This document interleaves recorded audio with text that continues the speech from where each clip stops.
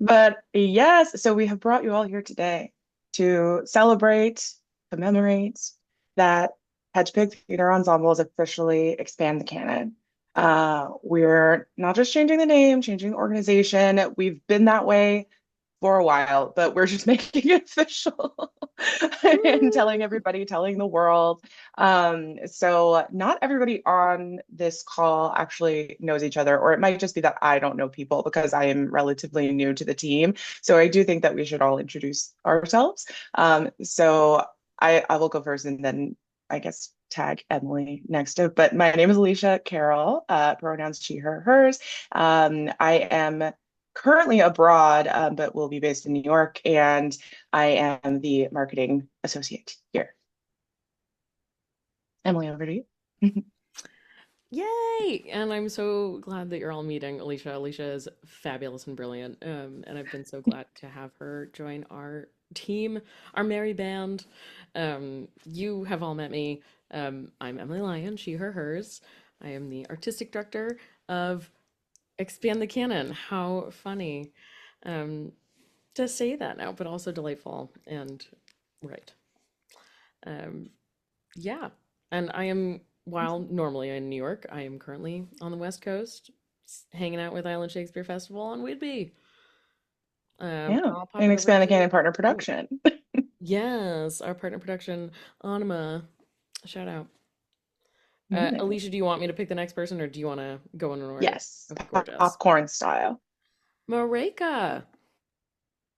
Hello, I'm Marika Lumholt, she, her pronouns, and I am the managing associate as of a couple months ago here at Expand the Canon.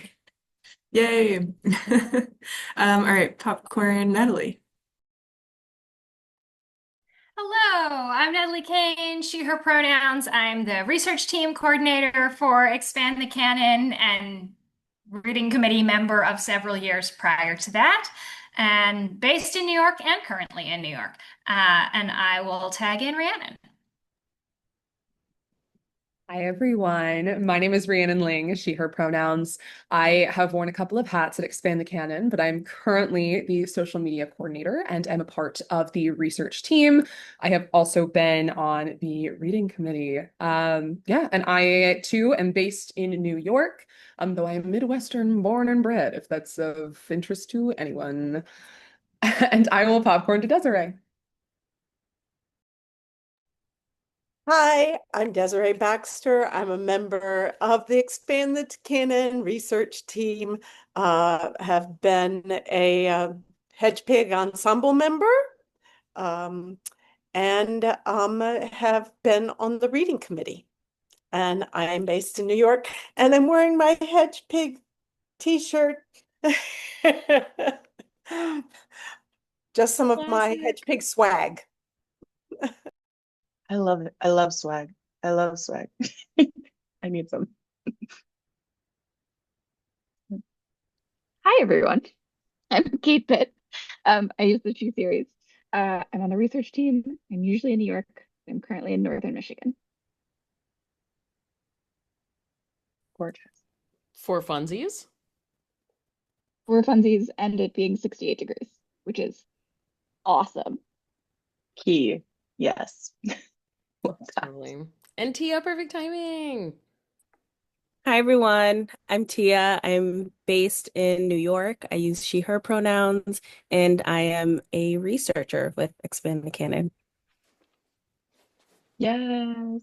I love it. It's so nice to meet everybody that I've only seen via email because we're all over the place. Or I'm all over the place. Everybody else is mostly in New York, so it's my fault. But I had like a few questions, especially because I am meeting people for the first time and we're kind of reintroducing ourselves to the world, that I'll kind of popcorn and ask you questions if you don't mind. But I want to start with Emily, having kind of shepherded this transition. Could you tell us a little bit about Hedgepig's origins and what it was like to start Expand the Canon out of Hedgepig? Sure. Gosh, I wish Mary was here for part of this conversation as well. But goodness, do you want the long story or the short story or the middle story? It's up to you. The story you want to share with the universe.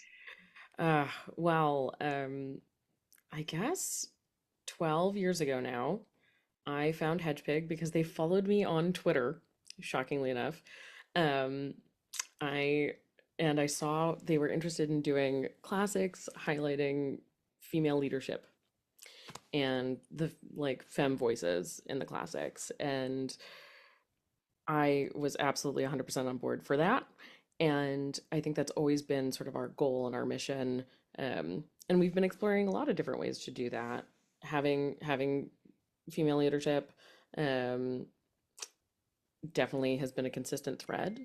And it felt like finally, when we found, so part of the story goes that we were looking for what plays to do in 20, I think 2019. Um, and someone handed us a Catherine Trotter play. And Mary and I were like, who who is that? Wait, what do you mean there's a woman wrote a class? Hold on. Between our multiple degrees, no one told us this other than Offer Ben. And also, when they said Offer Ben, all they said was the Rover, which I have many feelings about. Another story. Um, but yeah, so we discovered there were plays out there. There was another way that we could be highlighting women's voices, women's leadership, gender expansive voices and leadership in the classics. And as we kept trying to bridge this gap between some of the rare academia that is on shelves, and sometimes just in people's brains, to the professional world, to making sure that that's actually carrying over into how we produce, how we go about our work, who feels included and seen on stage and in classrooms and in classics in general. Uh, Expand the Canon just felt like the thing that we could really provide the industry the most and was the most specific, valuable, and really important thing that we could add. So we went from producing shows, and we love doing that and would love to return to doing that someday. But instead of doing a feminist take on a Shakespeare play, a Pinter play, um, we don't have to bend ourselves into pretzels anymore, and we can just do the plays as they're written, um, which is really thrilling. And so it feels great and complicated and hard because, of course, I've been a part of Hedgepig for so long and love Hedgepig, and I don't think I'm ever going to really get rid of the word Hedgepig in my head and mind and heart.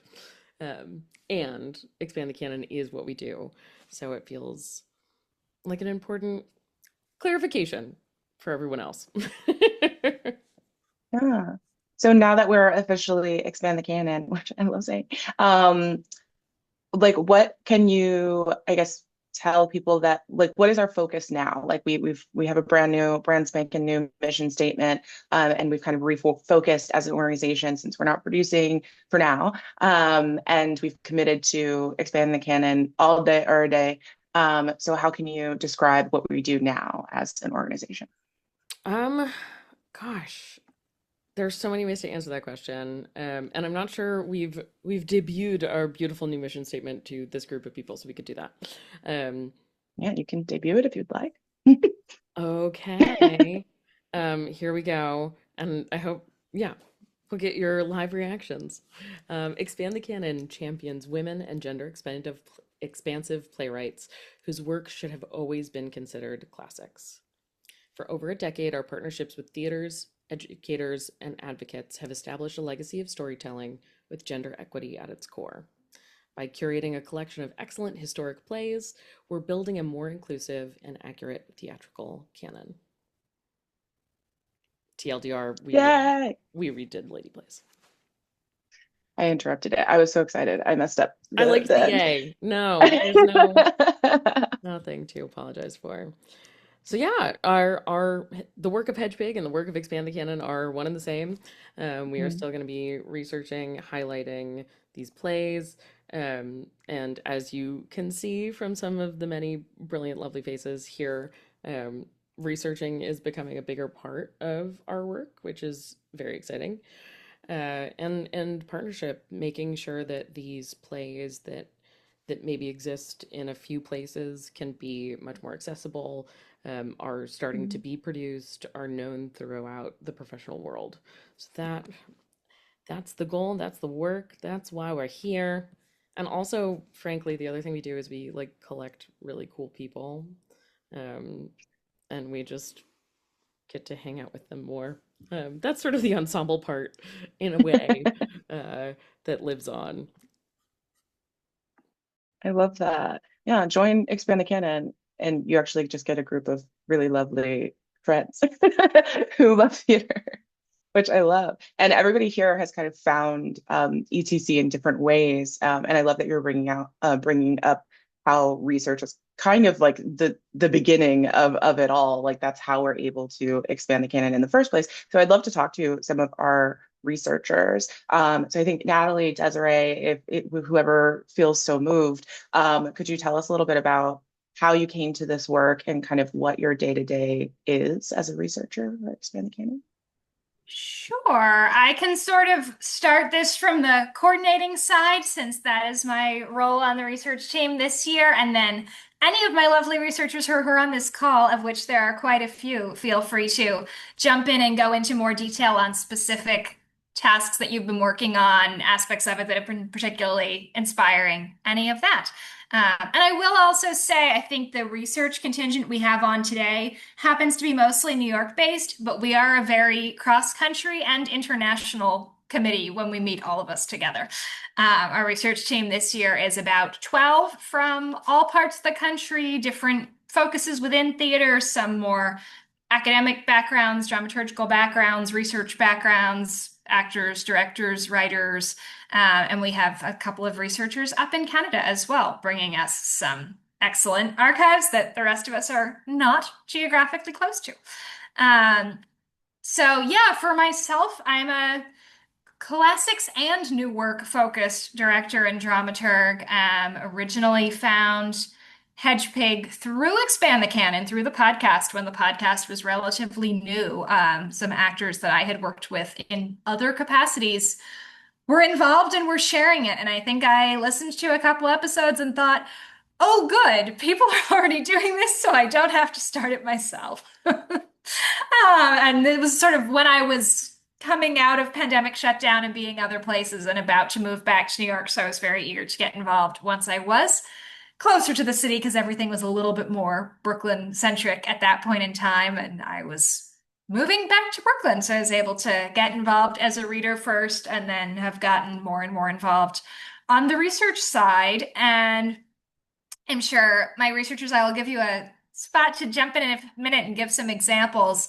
We do a lot of different things, but basically, as Alicia and Emily were saying, it's the first step of the process. So it's collecting plays so we can then read them, compare them, introduce them to theaters, all the other things that are part of the mission. So we do a lot of visiting archives, seeing what is in archives, scanning scripts, looking at indexes, building connections between different plays and playwrights, and then also doing further research on plays that we have. So trying to do some starter dramaturgy for things that are on the list that companies or artists might be getting in touch with us to produce, doing sort of background and supplemental research for specific focuses, like when we were doing our literary salon deep dive in the spring, or we're getting ready to do a more playwright focused one in the fall.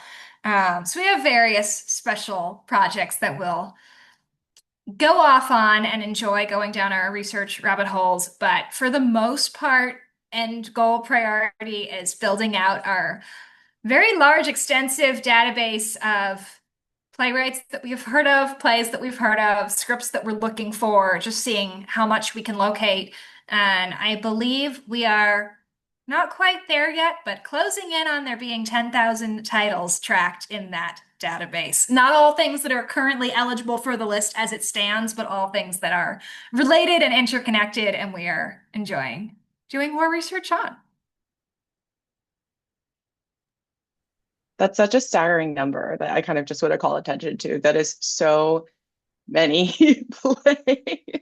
And also just to think it's like growing up, going to, English class or something, and they kind of make you feel like there's only like 10 plays worth reading, and they're all by these white dudes. And just to know that there's 10,000 other options. Like, not that I personally am going to read all 10,000. I don't have that much time, but like I think it's very, it warms my heart to know like, oh, there is a play or multiple plays out there that will 100% resonate with me, that are classics.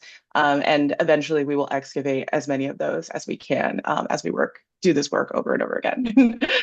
Incredible. Yeah. And Do any that's other research? Oh, sorry. Go ahead.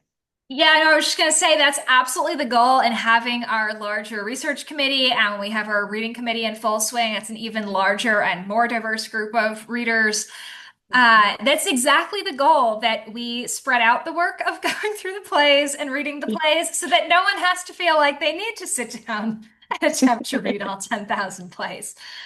So with that in mind, my research team members, if anyone would like to jump in and share more specific research anecdotes, additional experiences on research committee or reading committee, anything that you would like.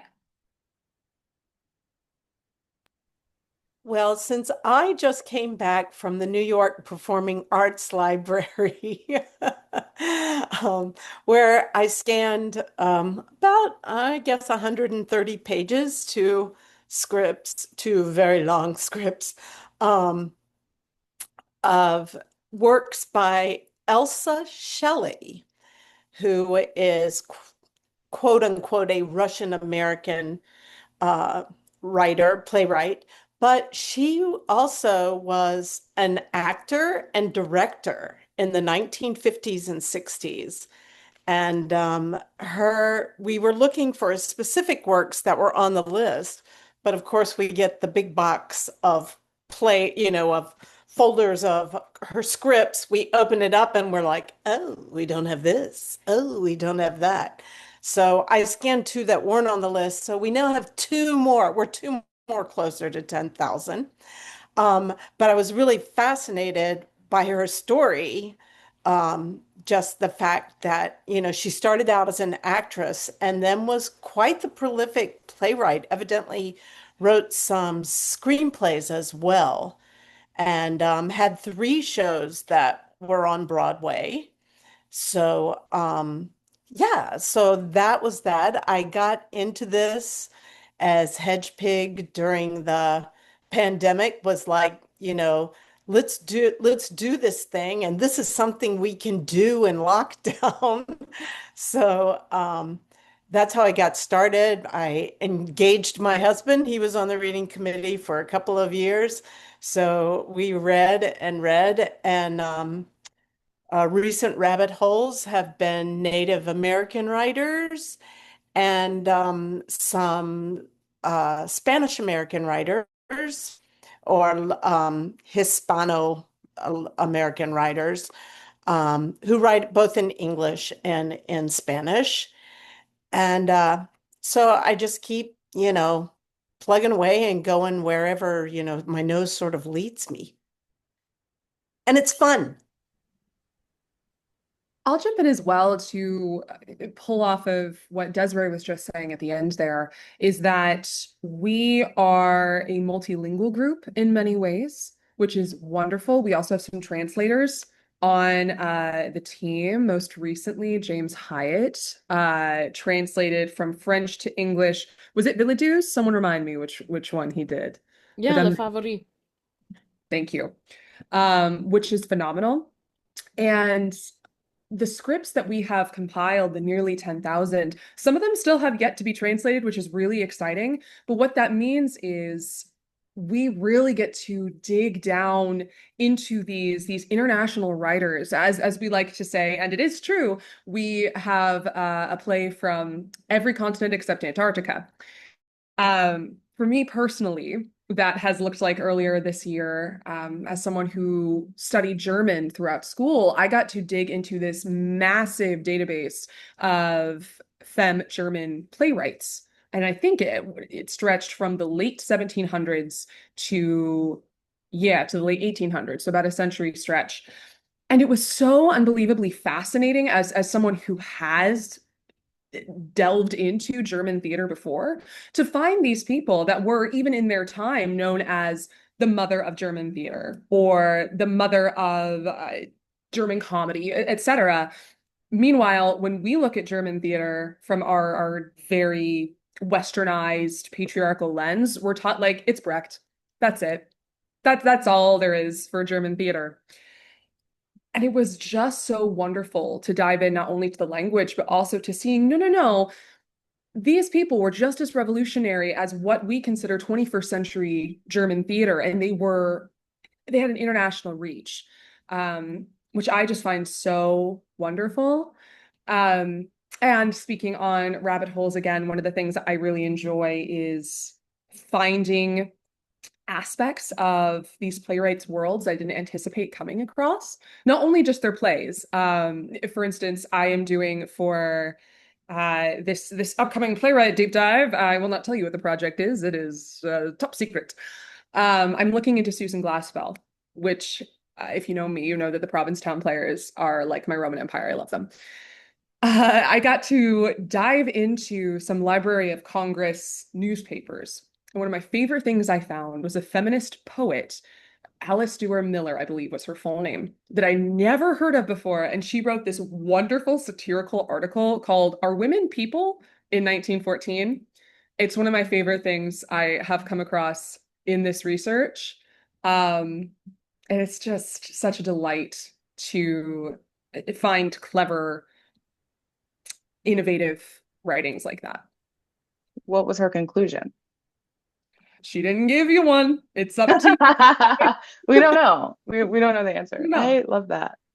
So many people in the research team have also been on the reading committee or curators. So I am curious for anybody that wants to jump in, like what is the process when you're on the reading committee or the curation committee? Like what are you thinking about like when we're actually putting a gold stamp on these projects to call them classics, right? And induct them into our list. What does that process or criteria look like for you?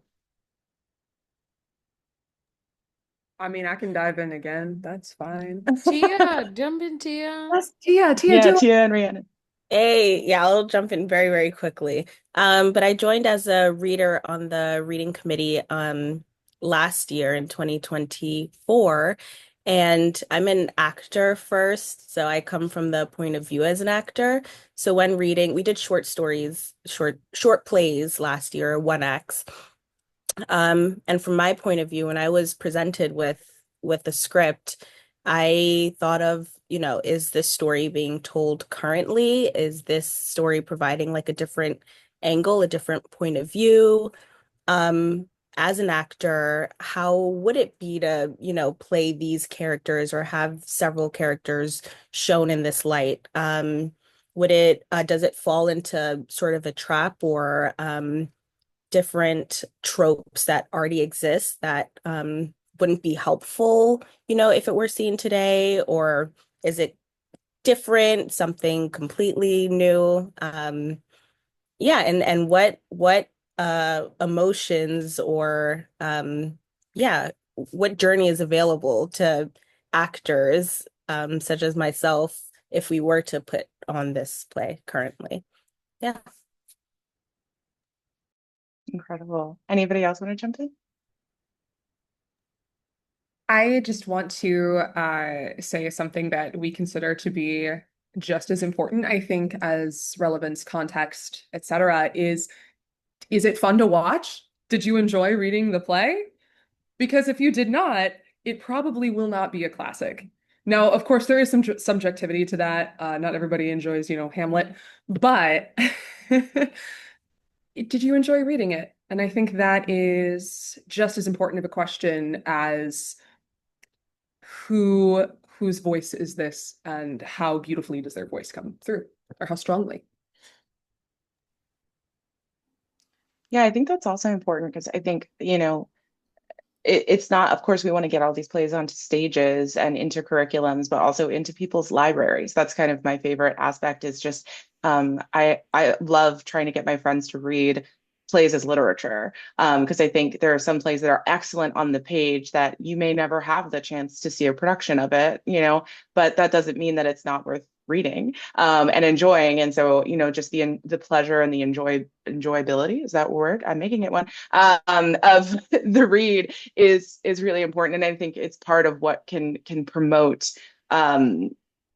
these plays beyond just, the stage, and really make sure that they're household names, because I think that's kind of the goal, is to make sure that these incredible writers end up being household names all over the world. I love that.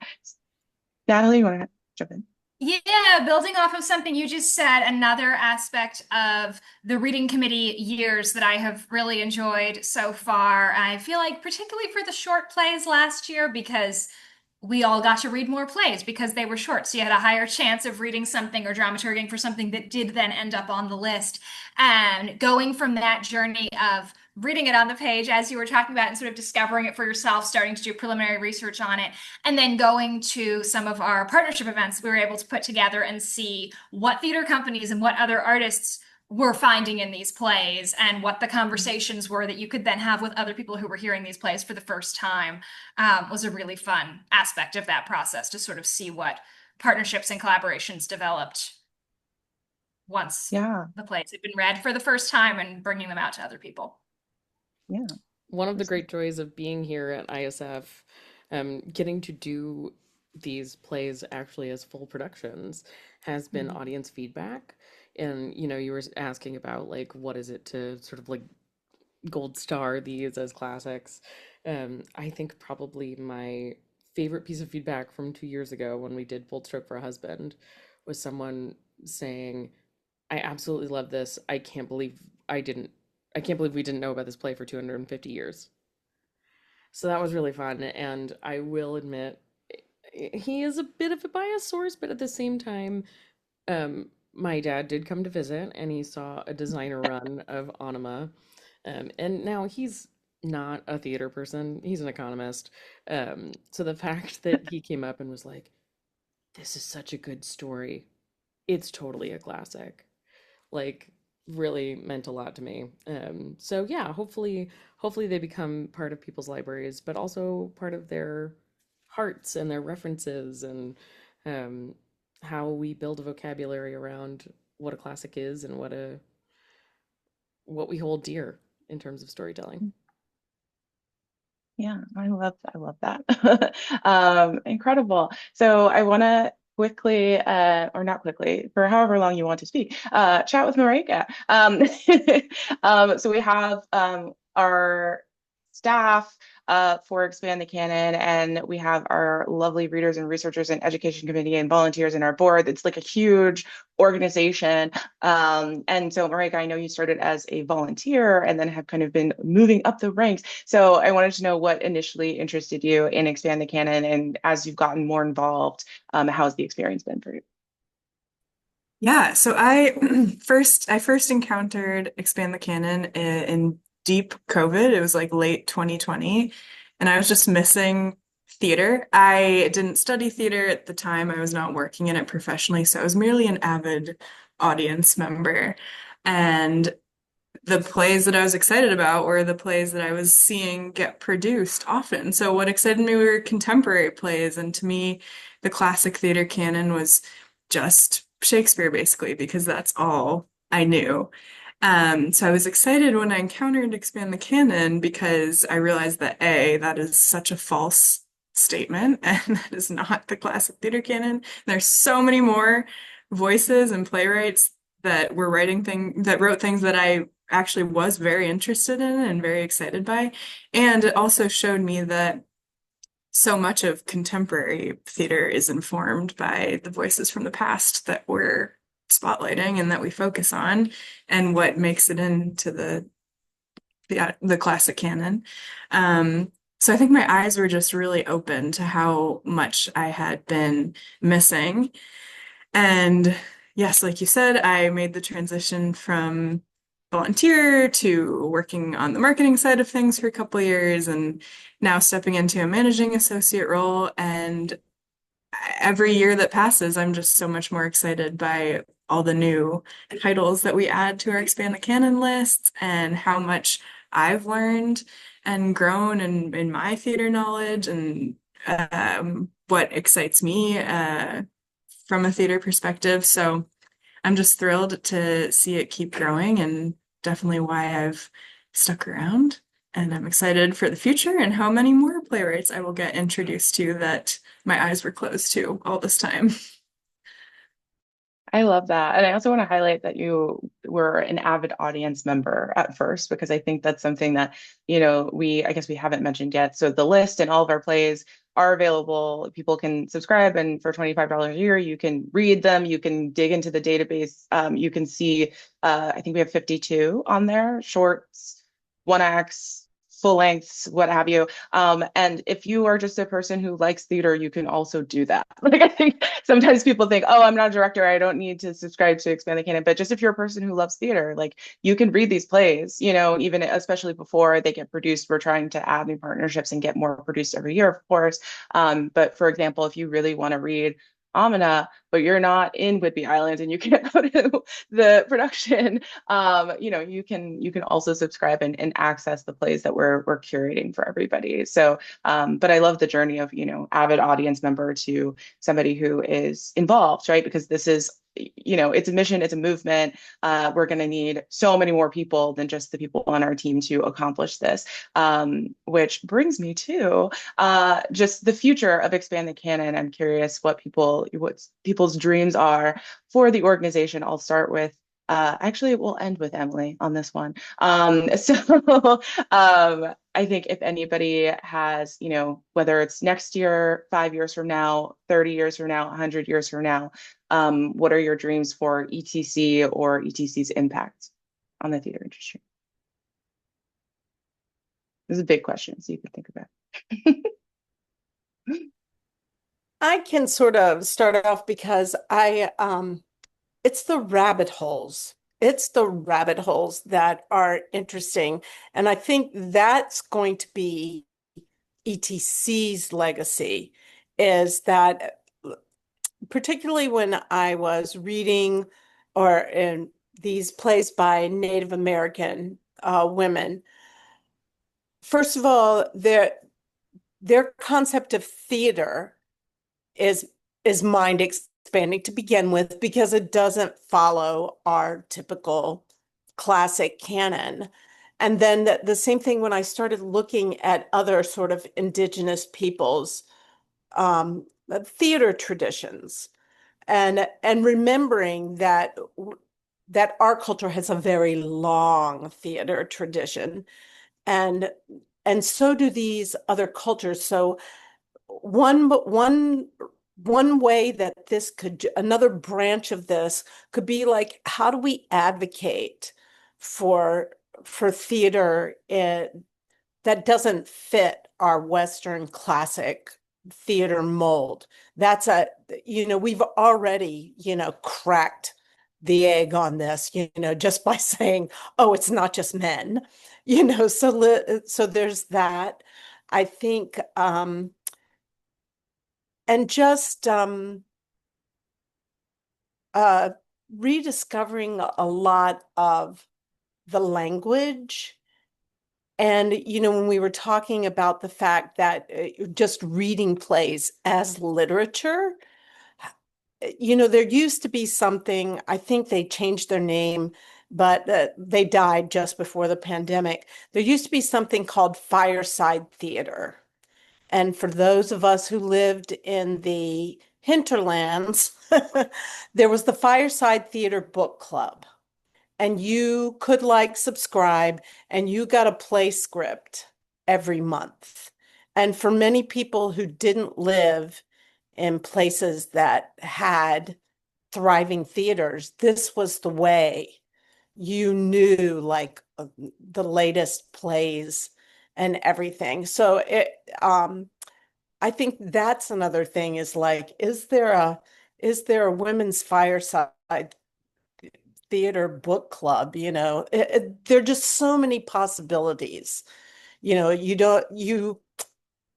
And I understand we have to have a core, we have to have a center, but we're offering a place to start to go any direction that you want.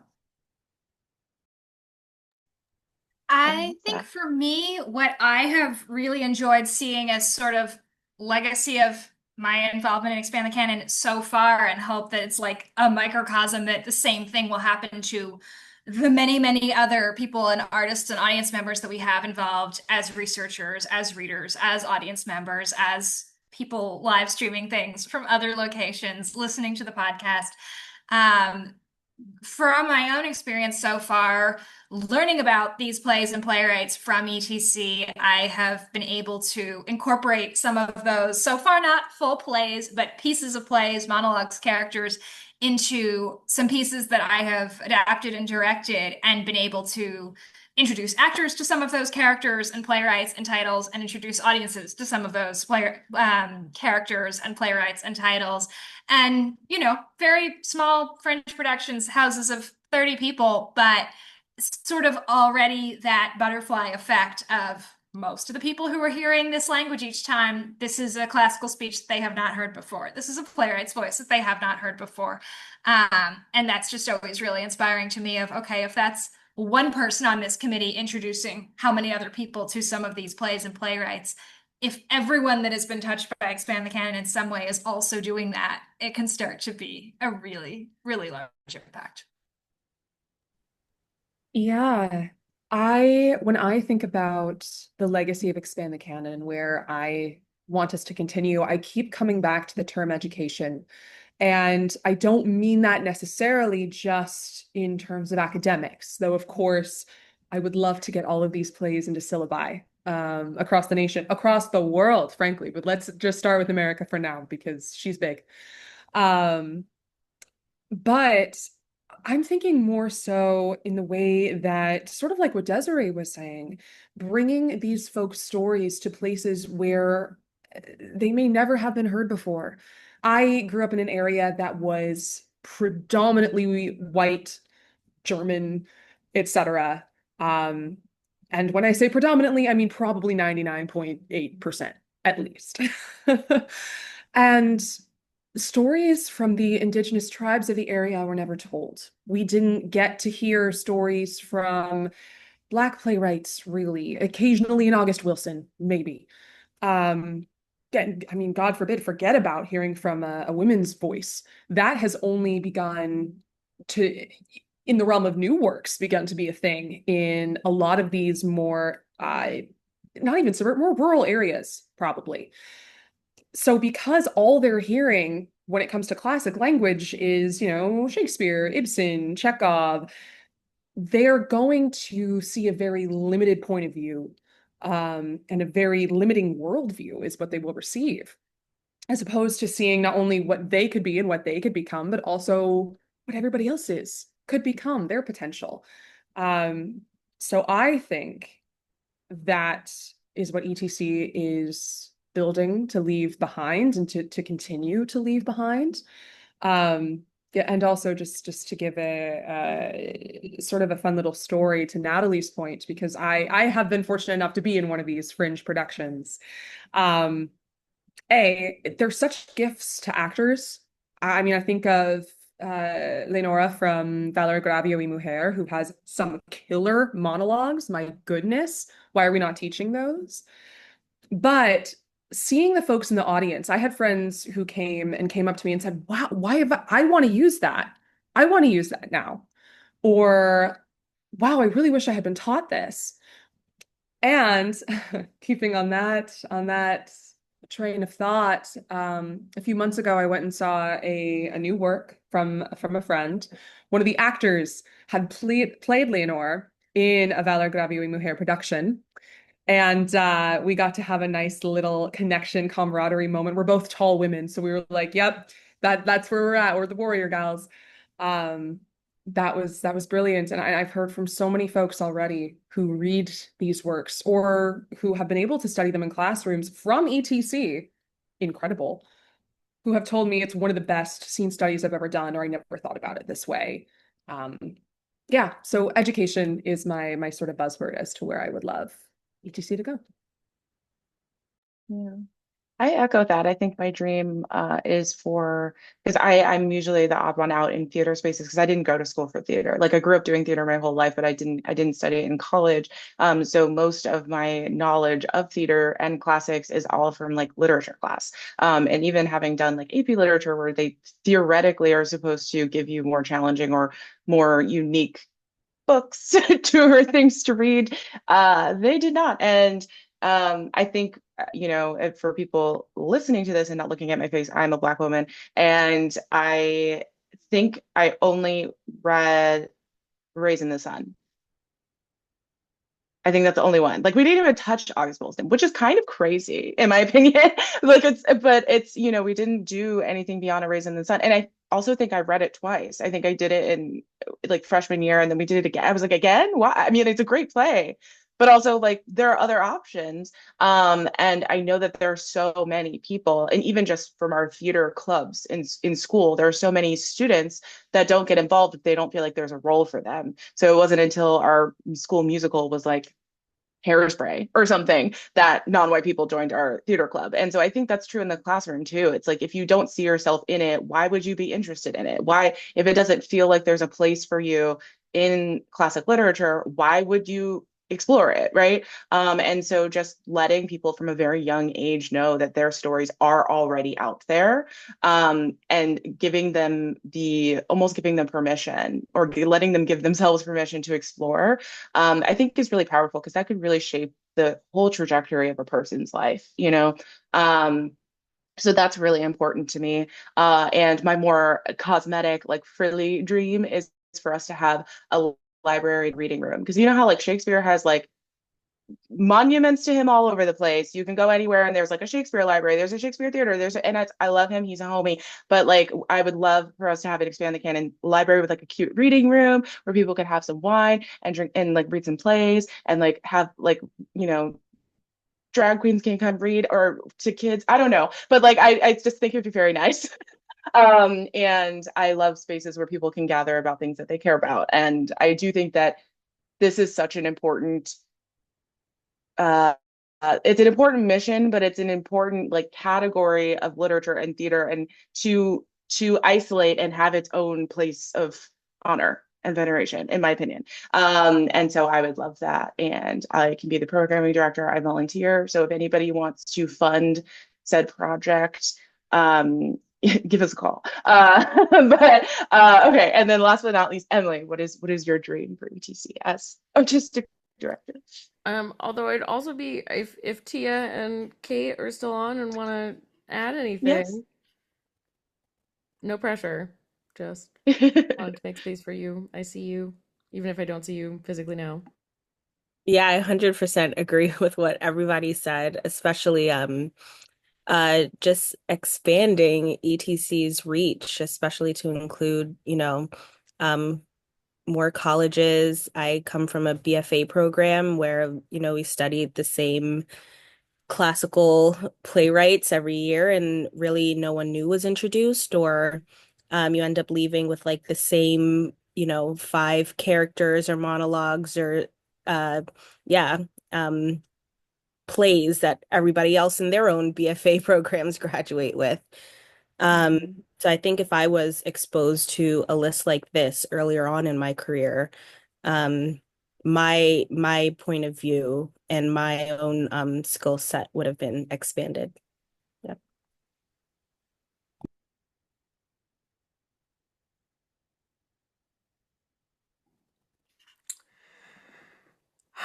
Well, thank you all for all of that.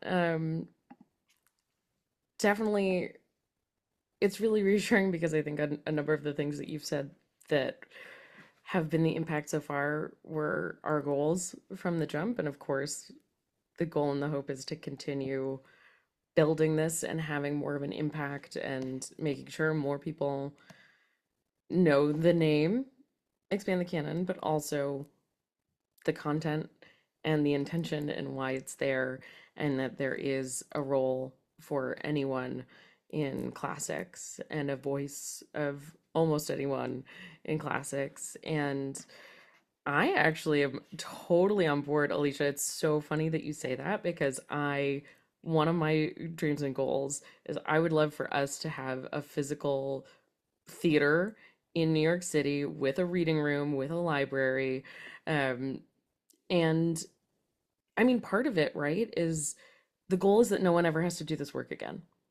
The goal is that these names, this perspective that women have always been a part of history, gender expansive people have always been writing and contributing and had agency and ideas, and we're a massive part of the world that we have built, and we just don't acknowledge that. Um, Hopefully, that's a perspective and a reality that we never go back to. And I would love to have a full library reading room. I would love to um, publish monologue books and anthologies of these plays to make sure that every university, every college, maybe every high school has a physical copy so that these don't get lost again. Desiree has been saying how many rabbit holes you have to go down to find this stuff. Hopefully, they just no longer become rabbit holes. They are just in the fabric of culture, that we are commissioning living playwrights to be in conversation with these titles, because that's the way, by like referencing and having these characters still in our minds and hearts. That's how we interweave this into where we are as a theatrical tradition, a theatrical community, is embracing these titles. So I hope that we can do that, that we continue to partner and co-produce and encourage all these wonderful theaters that we've been talking to, and many, many more, to do these plays and widen their audiences and widen their scope and their perspective. And then hopefully we can have a home for them to be in conversation with us, and that we can have 10,000 physical books in a library in the near future. And we don't have to be sending people, hey, I know you're going on vacation to XYZ place. Could you look up this one play that we can only find there? Um, and it is such a joy and a delight and an honor that there are so many other brilliant people going on this journey. And it inspires me and gives me hope that, as we keep pushing and working,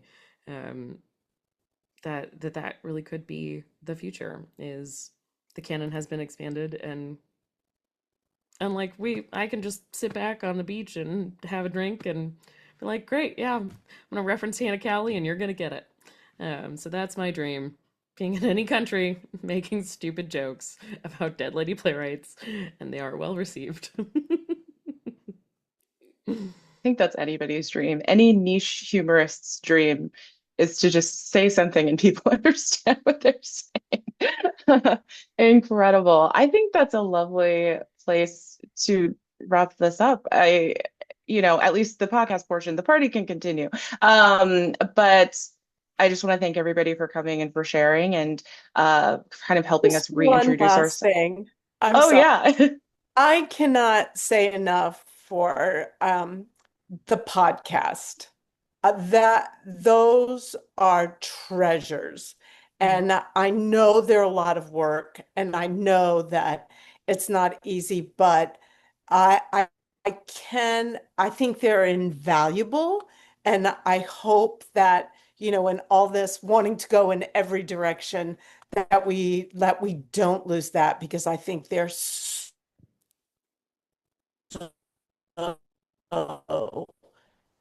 so invaluable.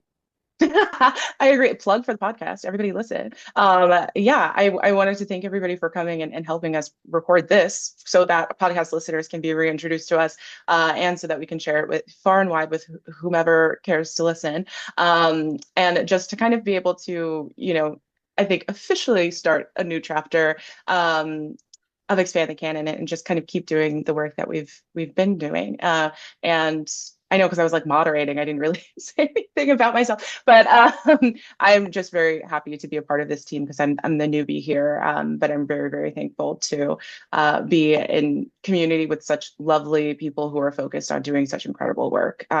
And for anybody listening or watching this, I want them to know that they can get involved by expanding the canon in their own communities, whether that's checking out the plays on our list, advocating in their classrooms, sharing our podcast, just telling people about the work that we're doing is really, really helpful. And as you know, since we have so many volunteers on this call, our door is always open. So people can always join this work if they're passionate about it, and just kind of keep tabs on us and what we're doing. And we would absolutely love that. So I think if you have a cuckoo, a fun beverage nearby, we can do a little toast. It's the morning for me, so we're being weird with it. But a toast to the future of Expand the Canon. Cheers, everyone. Woo. It's my probiotic milk.